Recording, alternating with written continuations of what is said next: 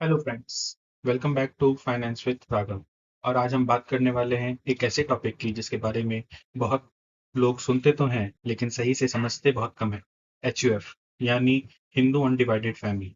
अगर आपसे कोई कहे कि एक ही फैमिली के दो अलग टैक्स पेयर हो सकते हैं तो शायद आपको यकीन ना हो, लेकिन इनकम टैक्स एक्ट में एचयूएफ को एक सेपरेट टैक्स पेयर माना गया है। क्या एचयूएफ बनाकर टैक्स सेव किया जा सकता है? हर फैमिली को एचयूएफ बनाना चाहिए।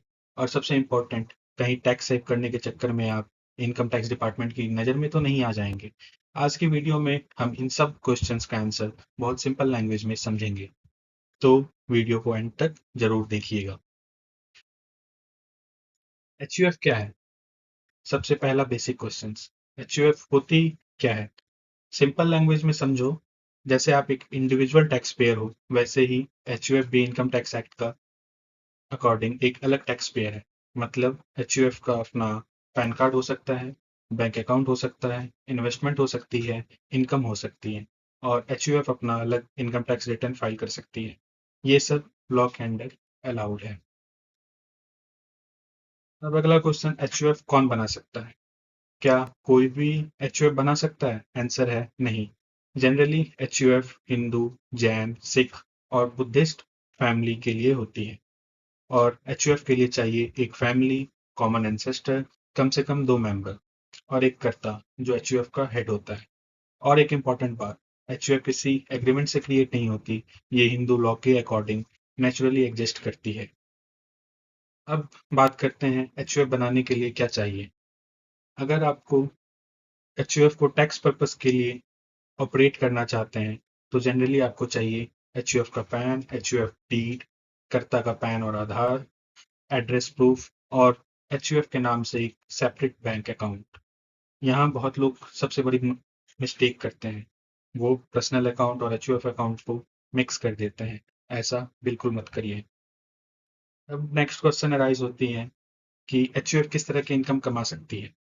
एचयूएफ के पास इनकम आ सकती है rental income, business income, interest income, dividend, capital gain, investments और एंसेस्ट्रल प्रॉपर्टी से इनकम।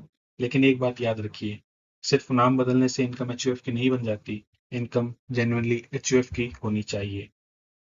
अब आते हैं सबसे इंटरेस्टिंग पार्ट पर, टैक्स बेनिफिट्स।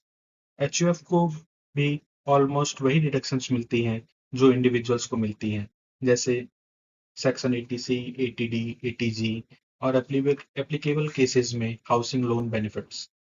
और सबसे बड़ा एडवांटेज, एचयूएफ को भी अलग बेसिक एग्जम्पशन लिमिट मिलती है। यहाँ इंडिविजुअल और एचयूएफ दोनों की टैक्स कैलकुलेशन अलग होती है। चलिए एक रियल एग्जांपल से समझते हैं। मान लीजिए मिस्टर ए की सैलरी है 22 लाख, इंटरेस्ट इनकम है 4 lakhs, रेंटल इनकम है 6 lakhs और एचयूएफ नहीं है, तो पूरी 32 lakhs की इनकम उनके नाम पर टैक्स होगी। लेकिन अगर इंटरेस्ट और रेंटल इनकम लीगली एचयूएफ की है तो मिस्टर ए सिर्फ सैलरी पर टैक्स देंगे और एचयूएफ अपनी 10 लाख की इनकम का अलग रिटर्न फाइल करेगी। इस तरह दोनों की टैक्स कैलकुलेशन का अलग होगी और एलिजिबल डिडक्शंस भी अलग मिल सकती है। इस वजह से एचयूएफ टैक्स प्लानिंग का एक यूजफुल टूल बन सकती है अगर लॉ के अकॉर्डिंग यूज किया जाए। सबसे जरूरी टॉपिक है क्लबिंग प्रोविजंस। अब सुनिएगा ध्यान से, यहाँ सबसे ज्यादा लोग गलती करते हैं। कई लोग सोचते हैं मेरी प्रॉपर्टी है, मैंने एचयूएफ के नाम कर देता हूँ और टैक्स बच जाएगा। लेकिन इनकम टैक्स एक्ट इतना सिंपल नहीं है। अगर आपने अपनी सेल्फ एक्वायर्ड प्रॉपर्टी बिना प्रॉपर कंडीशंस के एचयूएफ को ट्रांसफर की तो हो सकता है उस प्रॉपर्टी की इनकम आज भी आपके ही नाम पर टैक्सेबल रहे। इसलिए एक लाइन हमेशा याद रखिए, टैक्स नाम से नहीं, ऑनरशिप से डिसाइड होता है। ये पॉइंट इग्नोर मत करिएगा, वरना पूरी टैक्स प्लानिंग फेल हो सकती है। अब बात करते हैं एचयूएफ क्या क्या कर सकती है।